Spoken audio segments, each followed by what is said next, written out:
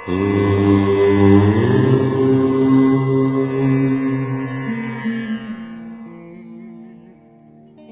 జరుపుకునే ముఖ్యమైన పండుగలలో విజయదశమి ఒకటి. ఆశ్వయుజ మాసం అంటే సుమారుగా అక్టోబర్ కాలంలో ఈ పండుగ వస్తుంది.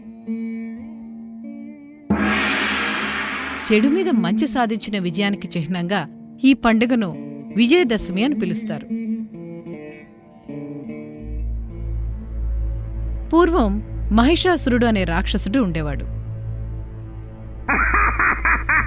మహిషం అంటే దున్నపోతు. మహిష రూపంలో పుట్టాడు కాబట్టి అతనికి మహిషాసురుడు అన్న పేరు వచ్చింది. రాక్షసులలోని అతి బలవంతుడైన మహిషాసురునికి ఎలాగైనా ముల్లోకాల్లో జయించాలన్న కోరిక కలిగింది. అందుకోసం బ్రహ్మదేవుని నుంచి వరాలను పొందేందుకు ఘోరమైన తపస్సు చేయటం మొదలుపెట్టాడు. ఎండా వానలనకుండా ఆకలి దప్పులు తెలియకుండా ఏళ్ల తరబడి మహిషాసురుడు చేసిన తపస్సుకి బ్రహ్మదేవుడు ప్రత్యక్షం కాక తప్పలేదు. ఈ ప్రపంచంలోని ఏ పురుషుడి చేతిలోనూ నాకు చావు ఉండకూడదు అని కోరుకున్నాడు మహిషాసురుడు.